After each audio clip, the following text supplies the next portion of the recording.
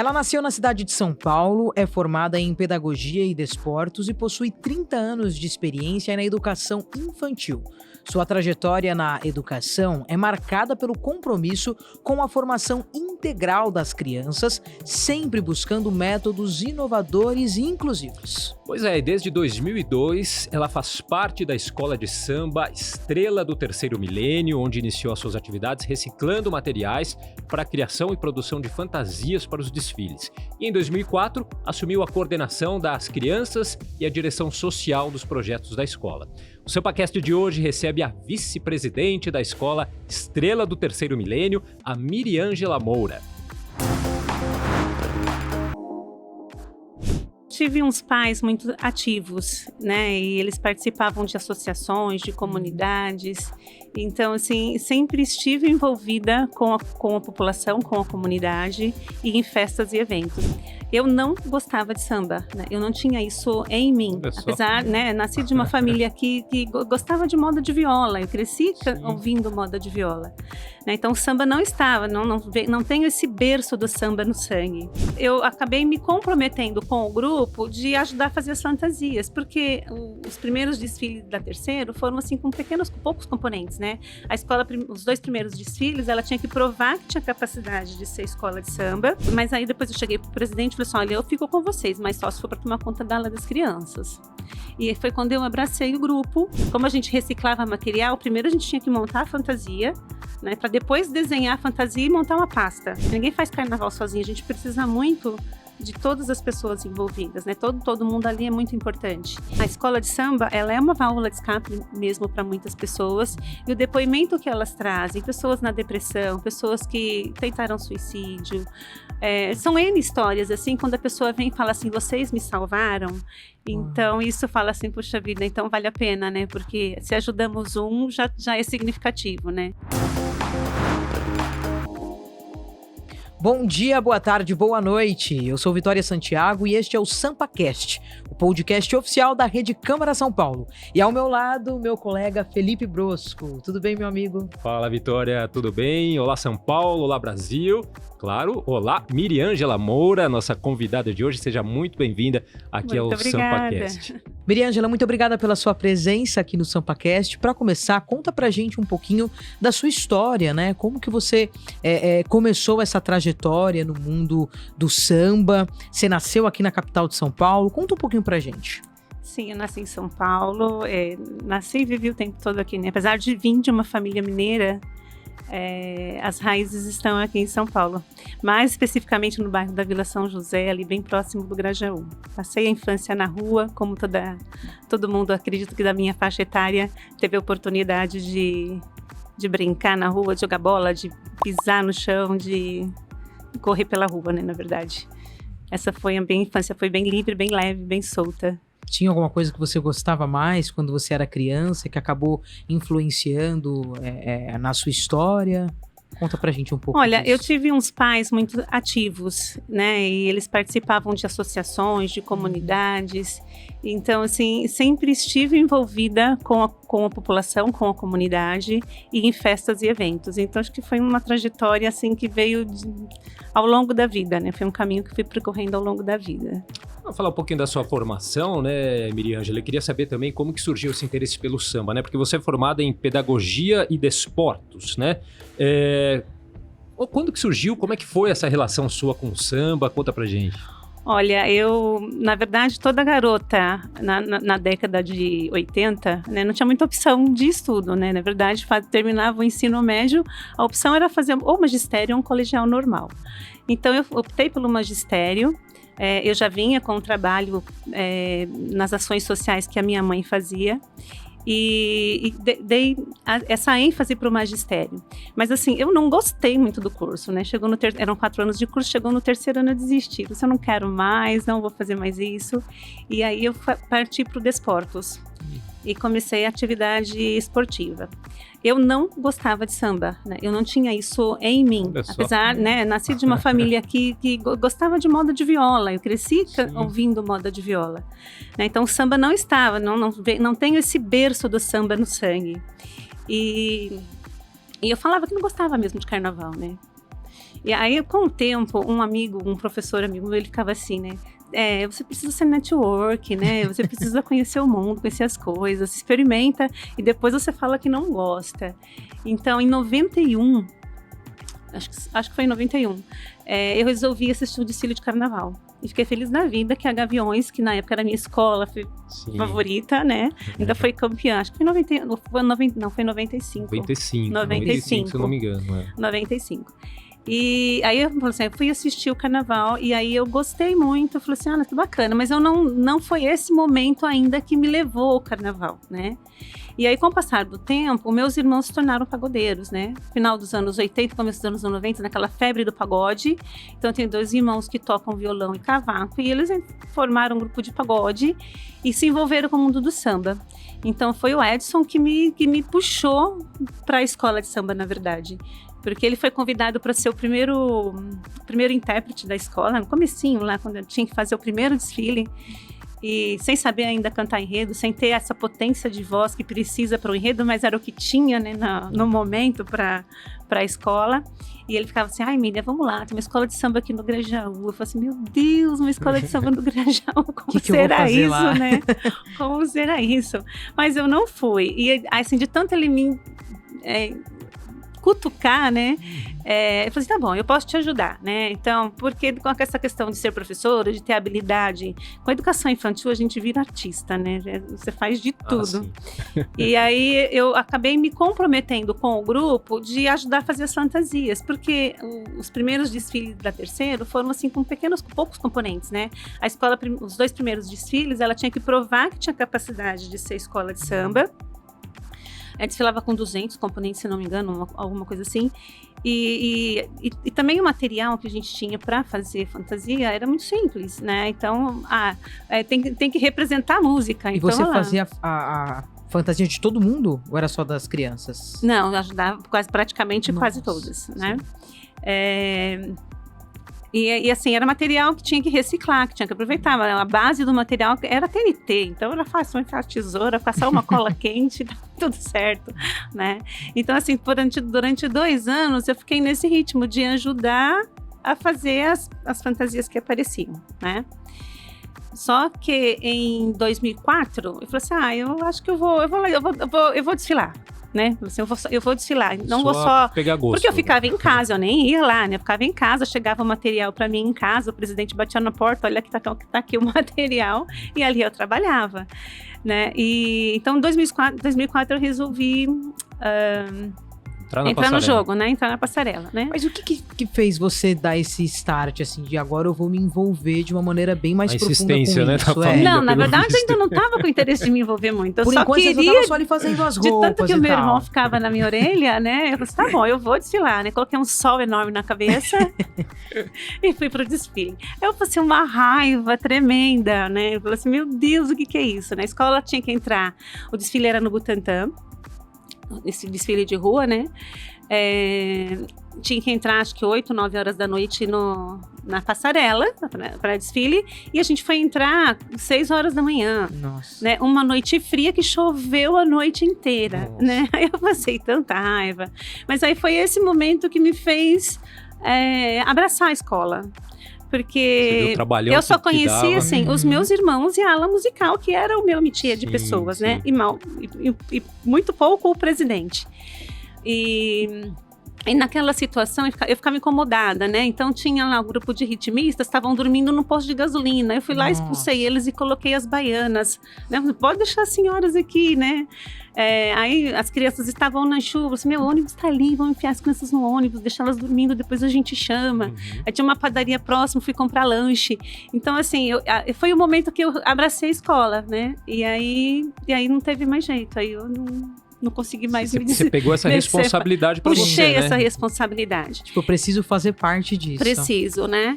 E aí foi aí que eu comecei. Então, mas aí depois eu cheguei pro presidente e falei assim, olha, eu fico com vocês, mas só se for para tomar conta da ala das crianças. E foi quando eu abracei o grupo, né? Mas assim, a escola era muito pequena, o desfile era muito singelo, Em 2 meses a gente fazia o carnaval da escola, né? Então passava-se o ano, chegava quase mês de outubro, assim, gente, ninguém fala nada da escola, tem que fazer alguma coisa, tem que correr atrás, né?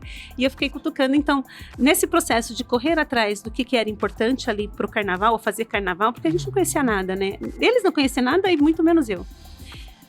Então, em pouco tempo eu sabia mais da escola do que o meu irmão, que já estava lá dentro envolvido há muito tempo, né? E foi aí que o presidente na gestão, na época, me chamou para compor o quadro social, né? Entrar como diretora social da escola. Foi aí que eu comecei realmente a deslanchar. Os trabalhos, assim, desde o começo, era um grupo pequeno de pessoas, né? Então a gente precisava fazer de tudo. Eu costumo dizer que de lavar banheiro, né, a escrever enredo, a gente fazia de tudo um pouco, né? Então foram vários anos nesse processo. Claro que a cada ano a escola foi crescendo um pouco, mas era esse basicamente o processo, né? A gente precisava sentar e escrever o enredo. A gente não tinha um carnavalesco, então a gente precisava, como a gente reciclava material, primeiro a gente tinha que montar a fantasia, né, para depois desenhar a fantasia e montar uma pasta. Né? Porque a gente tudo precisa ser registrado, tem lá uma pasta que vai para jurado, você desenha, você justifica o que vai ser feito, a fantasia que está indo para a pista, né? Então, nesse processo, a gente primeiro montava a fantasia, aí depois ela dava uma de desenhista, desenhava a fantasia, né? E enfim, era assim que caminhava. Vamos voltar lá para 2004, eu sei que você falou um pouquinho da sua relação com as crianças, né? Tudo que aconteceu até você ter aquele olhar de falar, eu preciso fazer parte disso. Só que lá em 2004, você assumiu a coordenação das crianças e a direção social dos projetos da escola. Sim. Como que foi assumir essa responsabilidade? Porque você está lidando ali com um público específico, né? Conta Exato. pra gente um pouquinho. Lidar com crianças nunca é fácil, Nunca mas ao mesmo tempo é gratificante, né? Não, olha, com as crianças eu acho que é o menor dos problemas, né? Criança, ela a escola de samba tem uma coisa muito peculiar, que eu acho que deveria acontecer no mundo inteiro, em todas as situações, né? A criança, ela anda junto com o adulto. O que o adulto faz, a criança faz também. Dentro das possibilidades dela, dentro do jeito dela de ser criança, mas ela faz tudo o que o adulto faz, né? Então, acho que trabalhar com a criança era o de menos. O problema são os adultos mesmo. Né? A escola de samba ela é feita de vaidades, né? De vontades, de sonhos, e a gente precisa lidar com tudo isso, né? A questão social foi uma coisa assim que nosso presidente fundador, que é o Silvão, ele tinha um carisma muito grande com as crianças, e ele sempre falava assim, a gente tem que fazer alguma coisa para essas crianças. Balé era a primeira delas, né? Só que a gente, ao longo nesse período, a gente não tinha muitas condições. Então, a gente fazia... As ações sociais eram muito pontuais. Era um domingo alegre, era um evento para as famílias, né, um evento mais social, desses que vai alguém cuidar do cabelo, ou alguém medir a pressão, né, mas eram muito pontuais, não era algo efetivo, né, que hoje a gente tem uma outra visão de formar cidadão, de trazer possibilidades para a comunidade, mas naquela época isso não era possível, né, a gente até perdeu parcerias por conta disso, porque a escola não tinha espaço, né, não tinha espaço físico, apesar da quadra, ainda é no lugar que a gente está, mas a gente não tinha salas, o espaço físico era precário, enfim. Então, você acaba perdendo a oportunidade de fazer um trabalho social, porque, infelizmente, quem ajuda no trabalho social quer ajudar um trabalho que já está correndo. Poucas pessoas querem investir em algo novo. Assim, isso não vai dar certo, né? Vou investir, não sei o que vou ter lá na frente, né? Então, foi bem complicado o começo por isso. Então, a gente tinha que fazer com o que a gente tinha dentro das possibilidades. Mas até plantar árvore na rua, a gente já plantou. Se vocês visitarem o Grajaú Escola de Samba, vocês vão ver lá uma praça cheia de árvore, que foi obra nossa no passado, né? Miriângela, e me fala uma coisa, você chegou na escola, a escola foi fundada em 1998, Isso. Tinha 4 anos, você acompanhou praticamente todo o crescimento, todo o processo de crescimento da escola. Como é que foi para você ver a escola chegar onde ela chegou, né? Toda essa trajetória, ver o samba ali do extremo da Zona Sul, ganhar essa amplitude toda? Olha, acho que é a realização de um sonho, né? E não é um sonho único, um sonho meu, era um sonho de um grupo de pessoas que ao longo do tempo foi se tornando um sonho de muitos. A gente tem uma comunidade que abraçou isso, que ajudou a gente ao longo desses anos todos. Ninguém faz carnaval sozinho, a gente precisa muito de todas as pessoas envolvidas, né? Todo mundo ali é muito importante. Então, acho que foi a realização de um sonho. Hoje, tem hora que a gente olha para trás e fala, nossa, a gente chegou, né? A gente brincava muito assim, quando é que a gente vai estar no grupo especial e aparecer na telinha como um grupo especial, né? E aí, o dia que chegou, a gente falou assim, gente, não é que chegou esse dia? Então, a alegria transbordava. Mas assim, também dá um pouco de medo, assim, puxa, a responsabilidade aumenta. A responsabilidade é grande, né? Muitas vezes, eu vou ser sincera, assim, ao longo, a gente tem a nossa vida pessoal, tem vários problemas, tem altos e baixos, então em alguns momentos você fala assim, eu não quero mais isso, mas aí você chega na quadra, você escuta a história de um, a história de outro, e vê aquele grupo ali em torno de um sonho que a princípio era seu, senão não dá para parar, né? A gente tem que levar isso adiante. Vamos falar um pouquinho sobre o símbolo da escola, né? É uma coruja. Por que uma coruja? O que ela significa? Tem alguma coisa a ver com o contexto social ali da comunidade? Com essa questão de sonhos que vocês todos ali tinham? Enfim, por que coruja? Como a escola foi fundada em 98, o primeiro dilema foi o nome da escola, né? Então, Estrela do Terceiro Milênio. Por quê? Por conta da virada do milênio. Tinha em 98, 99, tinha aquele desespero do bug do milênio, como é que ia ser a virada do ano 2000, né? Então, essa ansiedade se refletiu ali, e aí alguém falou assim, por que não falar disso, né? E então, o nome surgiu daí, né? Estrela do Terceiro Milênio. O símbolo, que é a estrela, por conta do nome, e a coruja, não tem nenhum misticismo por trás, não é porque eu sou professora, não é porque eu amo a coruja. As primeiras reuniões da escola de samba, elas foram feitas numa casa de show, ali no Largo do Socorro, que chamava Corujão. Né? Então, os primeiros encontros foram lá. Logo depois, essa casa de show veio ao chão. Hoje é um conjunto residencial grande. Mas saímos de lá, mas levamos o símbolo conosco. Então, é por conta do processo inicial, do local onde a gente realizou as primeiras reuniões da escola. O samba era uma marca forte ali nesse corujão ou não? Não, era uma casa de show. Ah, entendi. Não era especificamente de samba. Né? Você falou agora de diversas histórias ali da comunidade, no dia a dia, que isso acaba, às vezes, quando está desmotivado, acaba sendo ali um combustível a mais para continuar, né? Tem alguma história, alguma situação que te marcou toda essa trajetória aí durante esses anos? Com as equipes? São histórias da comunidade, das pessoas que fazem parte da escola. Olha, é legal assim que a gente vê famílias crescerem ali dentro, né? Ver pessoas se formarem ali dentro. Do meu lado, assim, como eu trabalhei muito com as crianças nos primeiros anos, hoje eu vejo essas crianças com os filhos delas dentro da escola. Então, esse é um processo muito bacana. Mas, assim, das histórias pessoais, a escola de samba, ela é uma válvula de escape mesmo para muitas pessoas, e o depoimento que elas trazem, pessoas na depressão, pessoas que tentaram suicídio, são N histórias, assim, quando a pessoa vem e fala assim, vocês me salvaram, então isso fala assim, puxa vida, então vale a pena, né, porque se ajudamos já é significativo, né, mas são muitas histórias, então isso acho que repercute nas nossas ações para que a gente queira sempre fazer mais por eles. Quer dizer, não é só samba, né? O samba é a ponta final ali, mas tem um papel social muito importante, grande, né? Muito grande. Certo. A Estrela, ela saiu das ruas do bairro para competir oficialmente nos grupos da União das Escolas de Samba Paulistanas. Como foi ver esse crescimento de perto, essa ascensão aí tão significativa para vocês, acredito eu? É porque teve ascensão, teve rebaixamento, teve muitas idas e vindas nesse caminho, né? Ao longo do nosso processo na UESP, né, na União das Escolas de Samba, foi um processo tranquilo. A gente sempre pensava além, né? O presidente, na época, ele falava assim, regulamento debaixo do braço, mas vamos sempre fazer mais do que eles pedem, porque cada grupo é uma exigência, uma quantidade de pessoas, enfim. E então a gente estava sempre trabalhando acima do que o regulamento estava pedindo, né? Então foi um processo tranquilo de transição ali na UESP. Mais difícil foi entrar na liga, né? a gente passou para a Liga em 2009, não, de 2009 para 2010 nós passamos para a Liga. E por que esse foi processo difícil entrar na Liga? Porque a gente começa a concorrer com escolas que têm nome, que têm comunidade forte. Quem era Terceiro Milênio? Uma escolinha do Grajaú, uma região que não era referência do samba, né? Tanto que a fundação da escola lá, ela veio até por conta disso, né?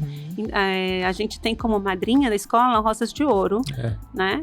E aí o Silvio foi, assim, estimulado pelo Basílio, finado Basílio, a criar uma escola de samba lá, porque era um lugar que os sambistas da Zona Sul vinham fazer samba na Zona Norte. Mas ali a gente não tinha esse processo enraizado, né?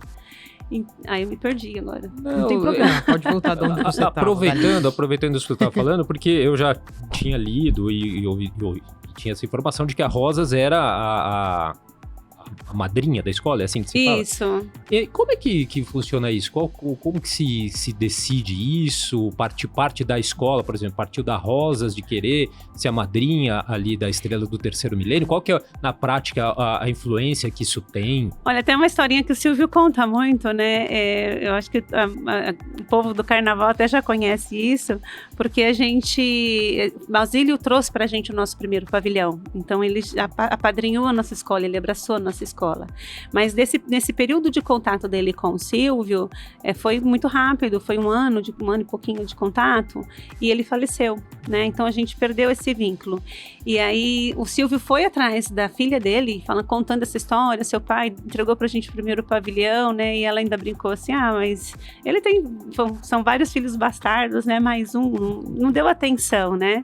E só depois de muitos anos é que ela reconheceu isso, e a gente sempre, a gente levou isso no coração, né? Assim, não, ele trouxe o nosso pavilhão e a nossa madrinha, mas só depois de muitos anos que ela reconheceu essa história, né? Então, acho que em 2011 que a gente fez um batizado realmente da escola com a nossa madrinha. A escola foi fundada em 98, né? Nossa. Mas aí são de escolhas, são de vínculos, né? São de situações assim. Como é que é o trabalho no dia a dia, né? Porque a gente sempre escuta falar assim, acabou o carnaval daquele ano, a escola já começa a se preparar para o carnaval do ano seguinte. É isso mesmo? Como que é essa rotina? Todo dia tem ensaio? É uma curiosidade que eu tenho. Todo dia tem ensaio ou não? Assim, né? Eu costumo dizer que o carnaval é o nosso ano novo. Né? Porque assim, a gente está trabalhando 2026, a gente trabalhou o ano inteiro passado, 2026, em função desse desfile de carnaval. Então passou a apuração, a gente já está com o enredo de 2027 do braço. Então a gente só trabalha 2027, a gente está um ano à frente, né? Sim. Mas o que acontece? A Terceiro Milênio, ela não cobra as fantasias. A gente diz que a gente empresta as fantasias para o componente, passa o desfile, eles devolvem a fantasia e a gente tenta negociar essas roupas para gerar capital para a máquina começar a rodar no começo do ano, mesmo porque verba de carnaval só chega mais para frente, né, mais para o final do ano. Então a gente tenta fazer um capital com esse material. E aí, mês de março é um mês de descanso para as equipes que se empenharam muito, né? Casais, bateria, eles têm um período de descanso, mas barracão continua funcionando, porque a gente precisa desmontar alegoria, algumas fantasias a gente ainda reaproveita material e vende só o que a gente não vai usar, né? Então é um período de trabalho, aí precisamos pesquisar o enredo para o próximo ano, então são 2 meses de trabalho pro carnavalesco também, pesquisar enredo, a gente decidir qual o tema que a gente vai levar para a avenida, discutir detalhes do enredo, e aí depois para maio e junho a gente trabalha com os compositores, né, processo de escolha de samba, e aí os ensaios mesmo só começam depois que o samba está escolhido, então a gente vai começar ensaio lá para agosto. Miriângela, e você falou um pouquinho aqui, teve momentos de altos e baixos, né? Teve momentos aí que a escola estava bem, chegou até o grupo especial, foi rebaixada, até num momento que, claro, nunca é esperado, mas eu acredito que vocês ali não tinham acabado de entrar pro grupo especial, né? E logo foi rebaixado. Qual foi o momento mais desafiador para você até agora? Mais desafiador? Histórias a gente sabe que tem bastante. Eu acho que 2008 foi um ano inusitado, assim, eu gosto muito de falar desse ano, que foi um divisor de águas, né? Então, assim, a gente teve algumas dificuldades com o presidente da gestão, e aí a gente trocou, a diretoria foi trocada, foi aí que eu fui convidada para compor como vice-presidente. Tivemos um carnaval lindo, maravilhoso, que foi realizado lá um desfile foi feito no autódromo, né? Mas os desafios foram grandes porque ao longo do ano a gente ficou sem espaço físico para trabalho. Nossa. Né? A escola de samba era do lado, usava o espaço de um CDC, a gente usava a quadra social. O CDC, o pessoal ficava no campo de futebol e aí do lado tinha um sacolão, né? E aí a gente conseguiu uma emenda e o espaço foi reformulado, né? O sacolão virou uma casa de cultura, nós melhoramos o espaço da quadra para a escola e o campo também. Mas nesse período de construção, nós ficamos totalmente sem espaço, né? Fora a questão de estar trabalhando para um carnaval, o primeiro desfile no AMB. O primeiro desfile no AMB ainda não era pela Liga das Escolas de Samba, era ainda pela UESP, né? Então, assim, o desafio foi muito grande no sentido de que a gente... Como o presidente que saiu e ele tinha um conhecimento mais profundo de carnaval, Silvio, a gente não tinha tanto conhecimento profundo de detalhes, vamos correr atrás agora desse conhecimento. Então, de material que vai ser usado para fazer alegoria, em todos os sentidos, né, da organização de desfile, enfim. Então, a gente teve que se desdobrar, em 2 meses a gente precisou colocar na avenida um carnaval com pouco dinheiro, com pouco tempo e com pouco conhecimento, né? Então, e o desfile também foi inusitado, porque a gente teve um problema no dia do desfile com uma fantasia de baianas, que essa roupa não chegou pro desfile, né? E os amigos que a gente fez nesse período, a gente fez muito contato. Para a gente poder dar andamento e se conhecer um pouco de carnaval, a gente visitava as escolas e começamos a fazer parceria com as pessoas, né? Então, um diretor de harmonia, que chama Rogério, ele era diretor de harmonia da Tom Maior, ele foi muito parceiro, levou a minha equipe para trabalho, junto com ele, para conhecerem o AMB, era o nosso primeiro ano lá, então ele deu todo o suporte para a gente nesse sentido, né? Então, na hora do desfile, assim, saindo da quadra com os ônibus, o Silvio me liga, Miri, não tem fantasia de baiana, né? Tipo, resolve isso aí. Momento, e ele né? tinha ido Meu buscar Deus. as roupas, era no interior, uma cidadezinha, assim, marinheiro de primeira viagem, né? São coisas que hoje a gente não segura as fantasias ali do lado, não põe para longe, não põe com pessoas que a gente não conhece direito, né? Então foi assim um desespero ali de diretoria, claro que a gente não podia passar isso para a comunidade, né? Mas aí eu liguei para esse Rogério e falei assim, primeiro eu liguei para alguns presidentes e alguns falaram assim, eu tenho uma saia, eu tenho 2, aí não resolvi o nosso problema, a gente tinha 40 baianas, né? E aí liguei para esse Rogério e ele virou assim, olha, não tem como ajudar, a gente também não tem fantasia, a sopa não dá para usar de carnaval. E a filha dele, que na época tinha 8, 9 anos assim, virou para ele assim, pai, mas e a roupa de ensaio técnico? Porque a gente também não tinha roupa de ensaio técnico, né? Porque senão ia com a roupa de ensaio técnico. Mas as nossas condições não eram muito precárias, né? E aí ela disse, roupa de ensaio técnico, leva ela. Então, e aí esse cara abriu o barracão do Rosas no dia do desfile, pegou as roupas e encontrou com a gente no AMB, depois a equipe dele para montar as baianas, e a gente fez um desfile, por incrível que pareça, a gente não foi rebaixado naquele desfile, né? A justificativa de jurado no quesito fantasia, falou assim, não entendi a fantasia, mas tá tudo bem, né? Então, assim, foi um ano com muitos desafios de conhecimento, porque aí a gente foi conhecer aonde comprar material, quem eram os profissionais que realmente tinham seriedade, porque tem muita gente que trabalha, mas não te dá a atenção que você quer, né? Então a gente queria pessoas mais sérias, enfim. Então foi um ano de muita mudança na escola, de muito desafio, assim, a gente ficou 2 meses sem dormir, né? Nossa. Literalmente sem dormir. Então acho que foi o período mais desafiador, foi o período de 2008 para 2009, o nosso primeiro ano no AMB. E um período também de muito aprendizagem. Sim. Aprendizado, né? Sim. Tenho certeza disso. É. Miriângela, o papo tá muito bom, mas a gente precisa ir para um rápido intervalo. Daqui a pouco a gente vai voltar para conversar sobre tudo aí, que eu creio que há muitas outras coisas que você tem que contar pra gente. O SampaCast volta daqui a pouquinho, não saia daí.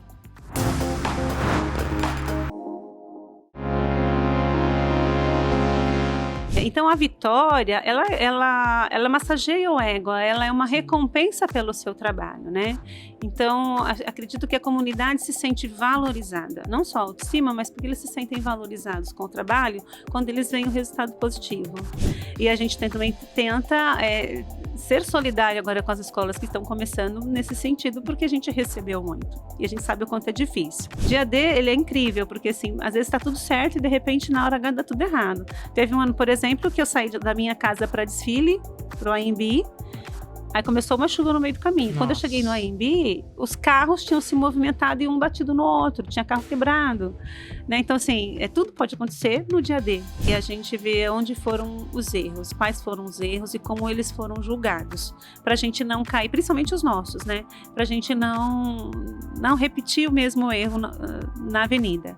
A princípio, era para ser uma ala, não tinha uma regra de ser uma escola mirim. Eu falei assim, mas será que eu vou ter que pegar essas crianças, montar e sair para poder desfilar, já vou montar essa escola. Educação muda tudo, né? Eu sou professora e eu acredito nessa bandeira.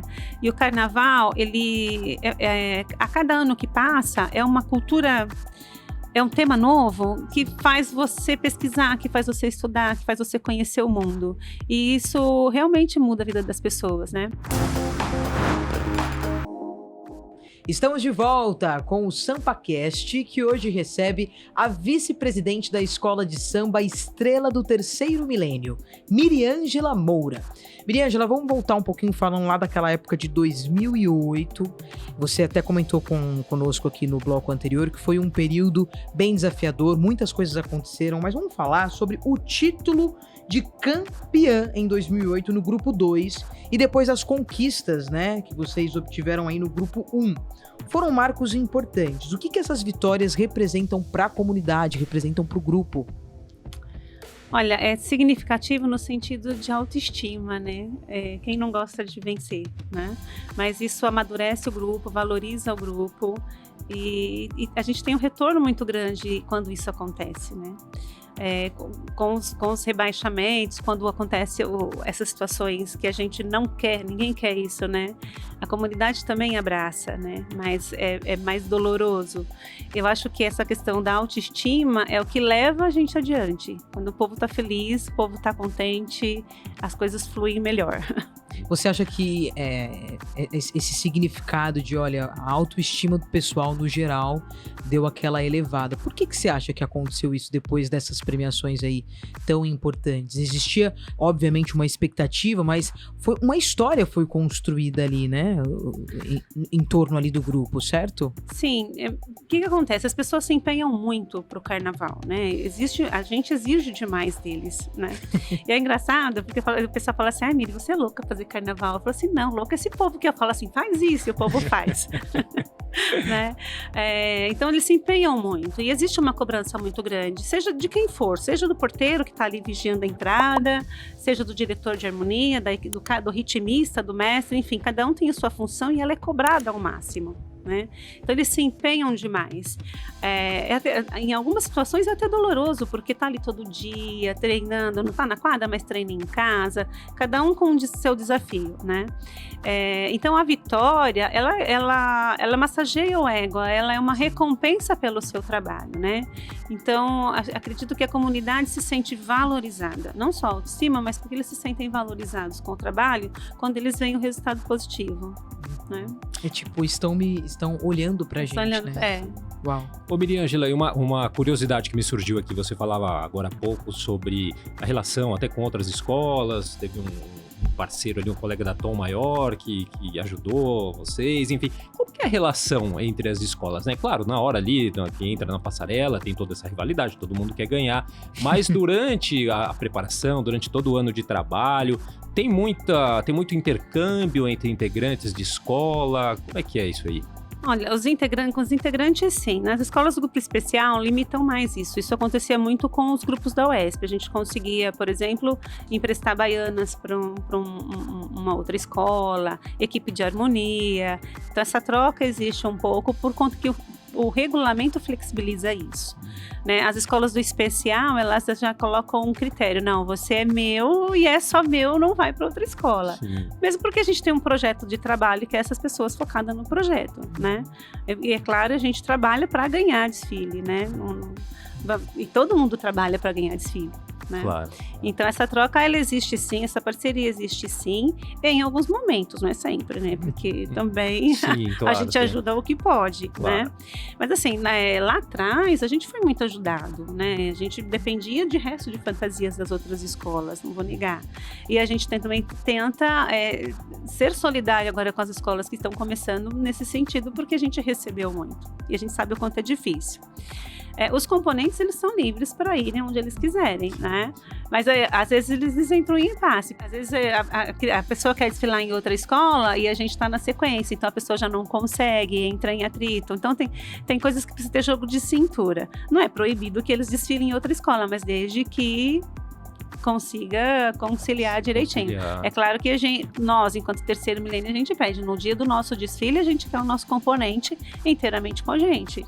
Porque assim, por mais que você faça ao longo do ano um projeto tudo certinho, tá dando certo, todo mundo empenhado, todo mundo trabalhou, todo mundo chegou lá onde a gente queria, mas o dia D, tudo pode acontecer, sim, né? E aí a gente fica preso, né, com um componente que está com outra escola, não dá.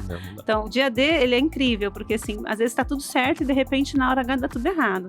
Teve um ano, por exemplo, que eu saí da minha casa para desfile, pro AMB, aí começou uma chuva no meio do caminho. Nossa. Quando eu cheguei no AMB, os carros tinham se movimentado e um batido no outro, tinha carro quebrado, né? Então, assim, tudo pode acontecer no dia D, né? Então, a gente precisa que o nosso componente fique realmente ao nosso... E normalmente acontece, né, Miriângela? A gente vê, né? E eu acho que o pessoal que trabalha com carnaval tem essa habilidade de lidar com o improviso, né? Porque a gente vê, é normal acontecer antes do desfile. Na verdade, a gente não lida muito com improviso, né? Não, né? Na verdade, a gente já fala assim, olha, sim, carro tal, quais os riscos? Já estuda todos os riscos, já pensa plano A, B, C, D, o que vai fazer se o carro quebrar, o que vai fazer se chover, como é que a gente vai... Já tá tudo programado. Né? Então, se parar no meio da pista, enfim, né? A gente já vai calculando todos os riscos que a gente tem com o que vai fazer. E dentro desses planos aí que você comentou, A, B, C, D, né? Se caso o carro quebra, o que pode ser feito e tal.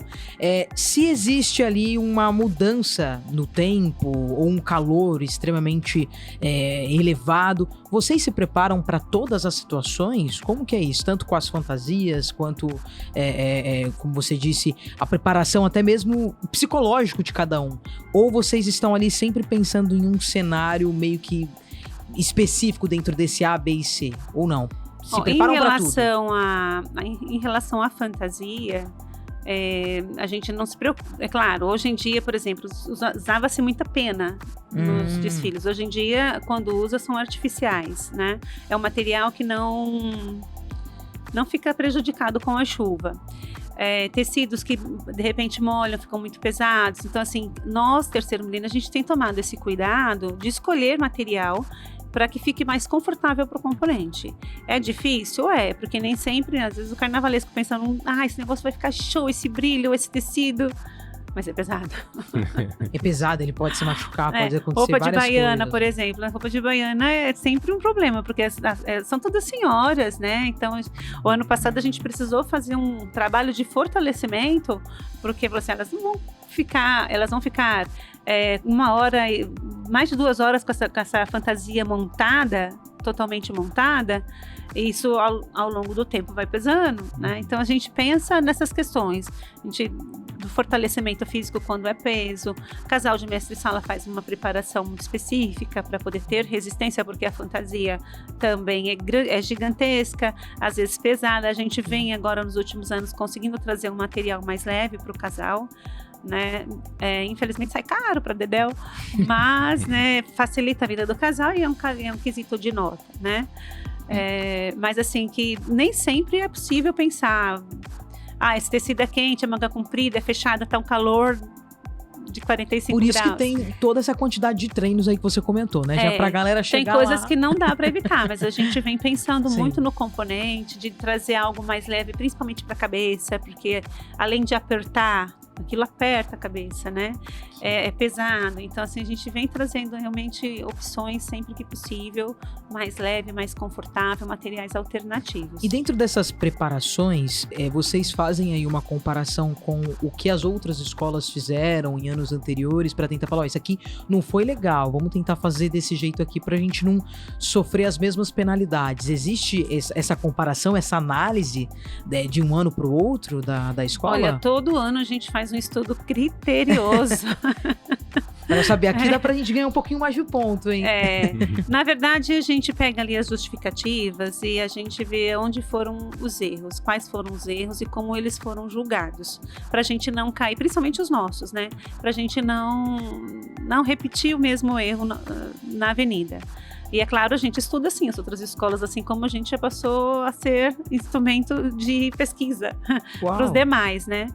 É inevitável isso, né? Ô Miriângela, voltando um pouquinho à parte da sua trajetória, né? Você está como vice-presidente da escola desde quando? Desde 2008. 2008, né? Que realmente ali coincide com um período emblemático para a escola, né? Foi, os anos das mudanças. Pois é. E como é que foi chegar à vice-presidência da escola? Conta pra gente como é que foi. Foi um convite? O que isso representou para você? E a responsabilidade que isso trouxe também, né? Então, na verdade, a gente teve o nosso presidente que estava na gestão, ele saiu do cargo, né? E aí a gente precisou reformular a diretoria. Eu, como diretora social, automaticamente passei para a vice-presidência, né? A gente tinha um grupo pequeno de trabalho. Natural, né? Foi um processo natural, assim. E com a comunidade também foi tranquilo, porque assim, eu já estava ali, mesmo na ala das crianças, eu já estava ali meio que comandando o trabalho, fazendo o que eu faço hoje, né? Então não tive muita dificuldade. Enfim. E hoje você está atuando diretamente aí nas ações sociais da escola, entre várias outras tarefas que você comentou aqui com a gente, que você também tá ali dando uma mão e tal. Quais projetos mais te emocionam, né, atualmente? Olha, os projetos da Terceiro Milênio, ano passado, todos eles deram uma alavancada muito grande. Então, a gente cresceu muito. Então, falar de um que mais me emociona, vou ser injusta, porque todos eles me fazem encher os olhos de lágrimas, sabe? Então, ano passado, o nosso balé, a gente formou quase 100 meninas, né? A gente fez um trabalho final com 100 meninas e para esse ano essas meninas continuam e o grupo aumenta. A gente começou com a escolinha de futebol, que em 2 meses, assim, a gente tinha quase 400 alunos. E o futebol cresceu muito rapidamente, porque a gente tem um campo anexo, né? E cresceu tão rápido que o futebol já foi para alto rendimento e a gente hoje, em um ano, a gente já profissionalizou o trabalho, né? Então, a gente inclusive federou o Sub-15 e o Sub-17, né? A gente tem a escolinha de bateria, que na verdade a escola de bateria forma componentes todo ano, né? Todo ano a gente tem um trabalho com o mestre de formar componentes, vem gente nova para aprender instrumento e quem está tocando também às vezes quer aprender um instrumento novo. Então, só que a escola de bateria sempre formou muita criança e esse ano a gente fez o nosso primeiro momento assim que eu achei muito bacana, foi formalizar a Escola Mirim da Terceiro Milênio, né? Então a gente formou esse ano a estrelinhas da Terceiro Milênio, né? Como foi isso? Então, foi meio que assim, no susto, porque a gente já tem as crianças que tocam, que cantam, enfim, mas não tinha isso formatado. E no dia 12 de outubro, a Liga resolveu fazer uma festa das crianças, eles vão fazer um desfile mirim. A princípio, era para ser uma ala, não tinha uma regra de ser uma escola mirim. Eu falei assim, mas só que eu vou ter que pegar essas crianças, montar, ensaiar para poder desfilar, já vou montar essa escola, né? E aí foi um momento muito gostoso, porque eu convidei crianças do futebol, crianças do balé, crianças que já são só do carnaval, para uma reunião, né, bem informal, e falei assim, olha, a gente tem um desfile, mas é uma festa, mas a gente precisa fazer um desfile, mas para fazer o desfile eu preciso de alguém que cante. Aí uma menininha muito timidamente levantou a mão, aí eu quero. E aí foi assim, né? Sim. Eles foram falando o que eles queriam fazer, né? E aí no final de tudo ele falou assim, mas a gente precisa da bateria, né? E o mestre de bateria estava presente, né? Aí, e alguns componentes da bateria estavam ali, e falei assim, e aí, Vitor, quem que você indica para mestre? É claro, o Gustavinho, porque é um garoto, assim, que cresceu na bateria, ele era pequenininho, com 2 anos de idade, ele ia com o pai dele para a escola com um surdinho desses piquititicos de brinquedo e ficava ali tocando junto, né? Ele literalmente cresceu dentro da bateria e o menino toca muito, né? Então a gente, assim, naquele momento, assim, bom, esse é um momento histórico, a gente está montando aqui as estrelinhas do terceiro milênio, né? E fomos para a avenida, foi super gostoso e é o nosso desafio para esse ano agora, fazer com que isso cresça mais, evolua mais, porque agora já foi dada a largada, né? Sim, então esse emocionou muito. Que legal. E ainda nessa questão, né, tem esse papel social muito presente, né? A gente está falando de uma região do Grajaú, no extremo sul de São Paulo, com muitas carências, né, com muitas dificuldades. Então, vocês realizam um trabalho grande, como eu falei aqui já no primeiro bloco, não é só carnaval, não é só samba, né? Por trás disso tem um papel, um trabalho de transformação social, principalmente com as crianças e jovens da periferia, sim, né? Sim. Olha, assim, a gente realmente atende uma comunidade muito grande, né? O Grajaú, anos atrás, ele era motivo de página policial, né? Vamos ser sinceros. E aí, ao longo dos anos, esse cenário veio se transformando, né? Na década de 90 também, com os pagodes que se formataram, a gente tem agora alguns polos grandes de samba. A gente tem ali lado a lado com a gente, por exemplo, a gente tem o Samba da 27, o Samba da Praça, são comunidades fortes de samba que atuam muito próximo da gente e com a gente, né, muitas vezes. Isso fez muita diferença pensando no samba, pensando só na questão do samba. Porque as pessoas se envolvem, são músicos que você forma, e a escola de samba, não só com os projetos, né, do balé, do futebol, do teatro, mas o próprio carnaval em si, educação muda tudo, né? Eu sou professora e eu acredito nessa bandeira. E o carnaval, a cada ano que passa, é uma cultura, é um tema novo que faz você pesquisar, que faz você estudar, que faz você conhecer o mundo. E isso realmente muda a vida das pessoas, né? Uma vez, vou contar uma historinha. Por favor. Eu ia perguntar isso agora, para você trazer alguma história pra gente. Não, a minha irmã, ela nunca foi do carnaval, mas ela sempre me ajudou muito nos bastidores, né? Uhum. E aí ela foi dar uma aula particular e uma criança que tinha muita dificuldade de leitura, de escrita, não queria saber de escrever, e ela já não sabia mais o que fazer. Daí, só que ele ficava cantando, né? Cantava o tempo todo. Aí ela falou assim, olha, então escreve aí uma música que você gosta muito, né? E aí ele escreveu, né? Um samba da terceiro milênio. É claro que ela me ligou, Miriam, olha isso, né? Uma criança pequena cantando, escrevendo. Quantos aninhos, mais ou menos? Eu acho que ele devia ter uns 9 anos de idade, um menino, né? Então, ela falou assim, olha, que bacana, né? E eu acho que isso que faz a gente do lado de cá se animar e falar assim, não, eu tenho que fazer porque tá atingindo lá na frente, né? Sim. Além dessa história que você comentou, já pegando um pouquinho o gancho do Brosco, tem alguma história de algum jovem, de alguma criança, de algum pai ou mãe, que depois que colocaram os seus filhos ali para participarem dos projetos sociais, que vocês falaram, uau, a gente precisa ampliar mais isso daqui, tá dando certo? Alguma história que você fala, isso aqui gerou um impacto, mudou, essa pessoa ela era assim e agora ela ficou dessa forma. Olha, realmente estamos fazendo a diferença. Tem muito. Eu não vou citar uma pessoa, eu vou citar, por exemplo, a gente começou o balé já há quase 3 anos, né? Primeira turminha. E o balé, ele é extremamente rígido, ele tem regras, né? E as crianças da comunidade chegavam ali na quadra sem regra total, né? E até para irem para a aula de balé era um esforço tremendo. Então, eles iam para o balé, as famílias iam junto porque tinha lanche. Nossa, porque tinha comida. Porque tinha comida, né?